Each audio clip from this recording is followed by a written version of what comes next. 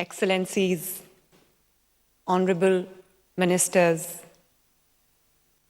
distinguished delegates, ladies and gentlemen, Assalamu alaikum.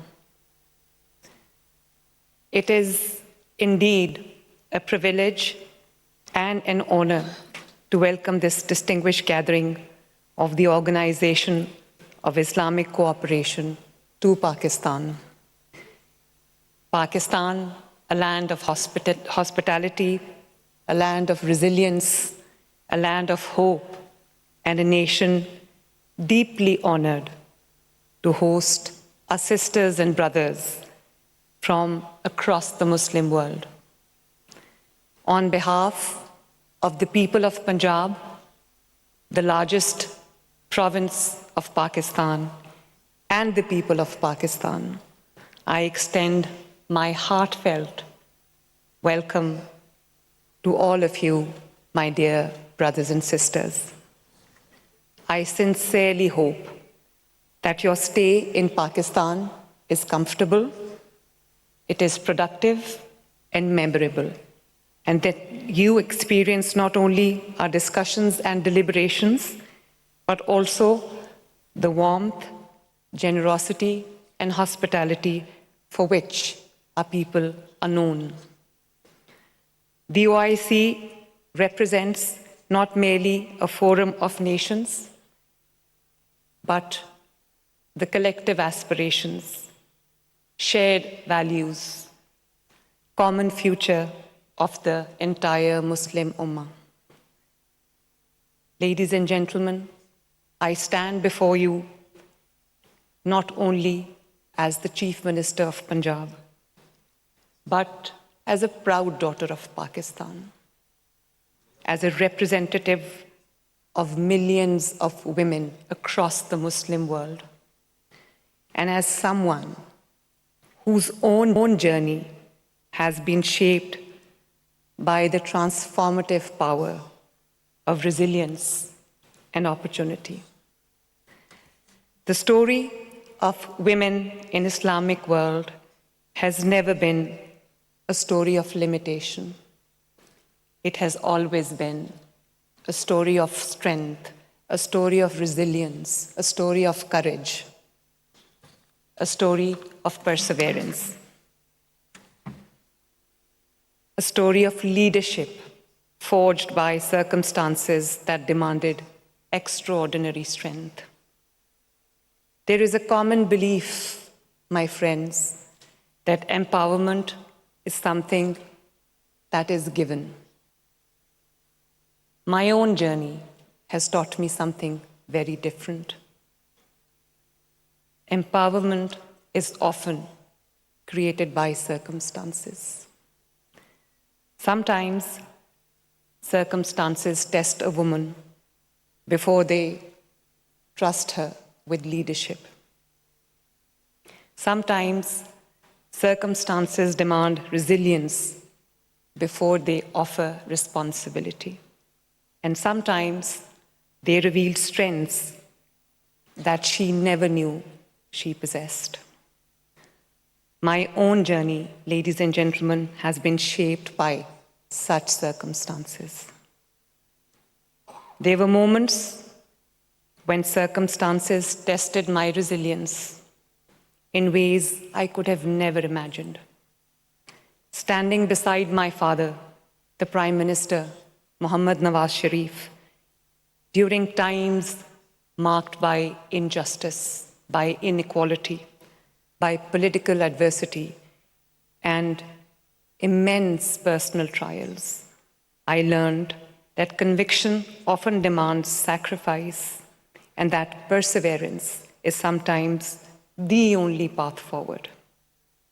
While the struggle was for my father, it was also for the millions of Pakistanis whose hopes, whose aspirations, whose voices he represented.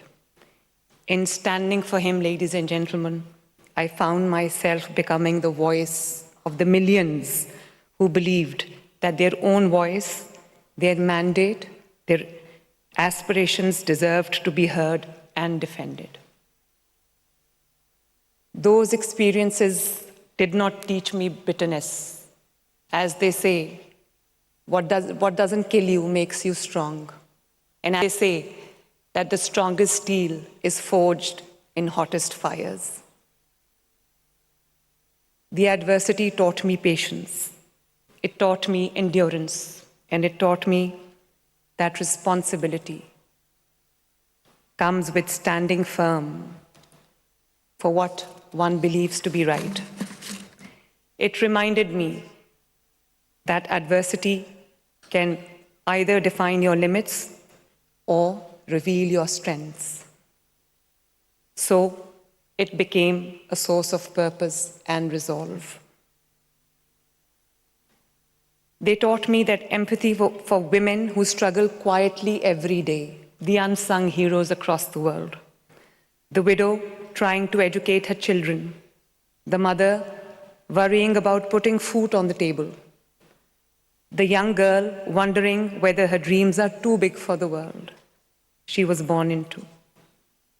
I was fortunate to learn from the very best, to learn from the remarkable women who came before me. Madre Millat, mother of the nation, Mohtarma Fatima Jinnah, stood beside Quaid-e-Azam, Muhammad Ali Jinnah, the founder of Pakistan, as his closest companion, as his closest aide, as his confidant, and as his pillar of strength during the struggle for the creation of Pakistan. My mother, late Begum Kulsoom Nawaz Sharif, was the guiding light behind my father, the wind beneath his wings, the wind beneath my wings. My father, who had the honor of serving, the only one to be 3 times Prime Minister of Pakistan. She taught me that leadership is not always exercised from the front row of history.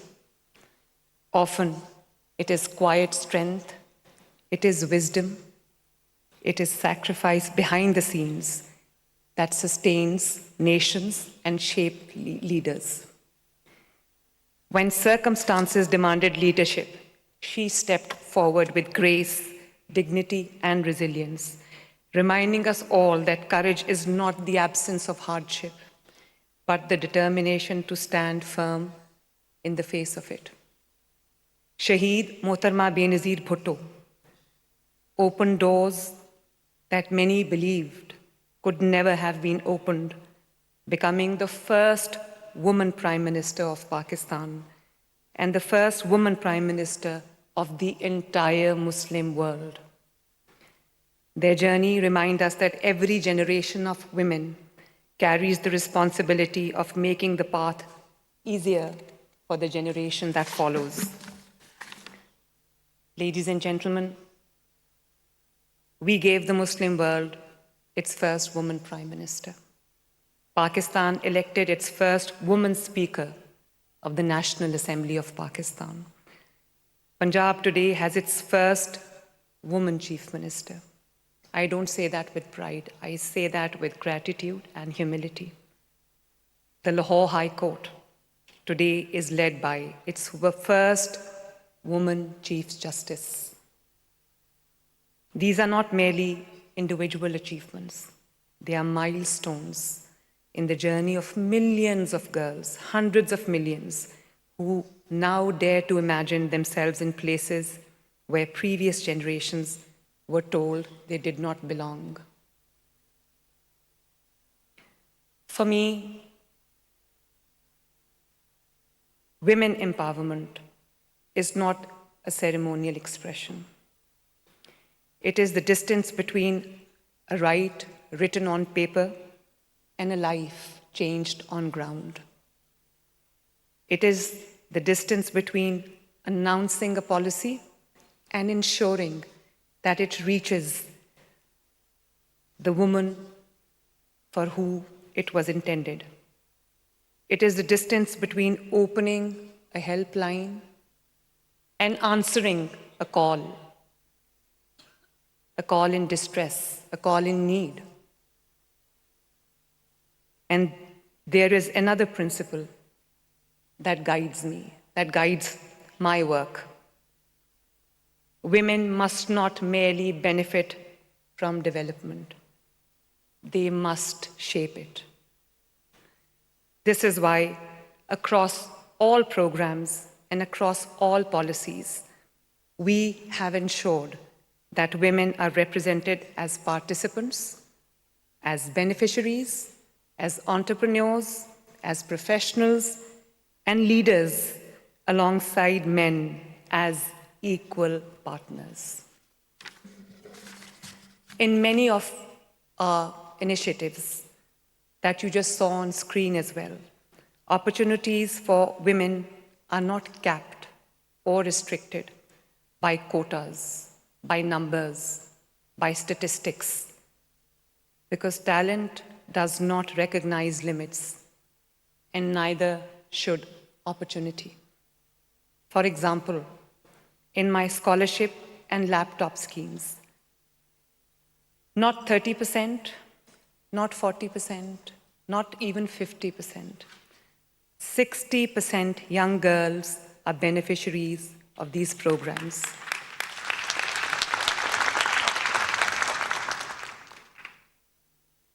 Because when barriers are removed and opportunities are equal, women do not have to beg for space.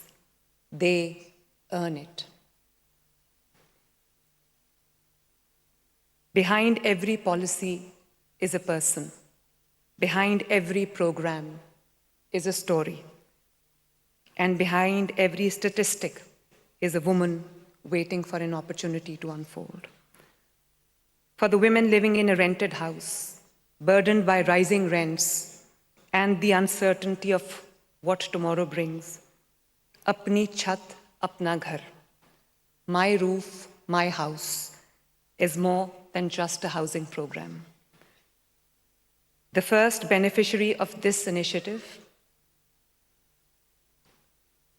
on my first visit, I met a widow who was raising 3 young girls, 3 daughters. And her meager source of earning was from flower arrangements that she was doing at certain events, at small-scale marriage events. For years, she said, they lived in a rented house, moving from one uncertainty to another, struggling each month simply to make ends meet. The burden had become so heavy that she had stopped sending her daughters to school. Today, the same mother has moved into a home she can call her very own, her home, her house. And her daughters are back in school, carrying books once again instead of burdens. A house gave her shelter, but security, sense of security, gave her daughters back their future.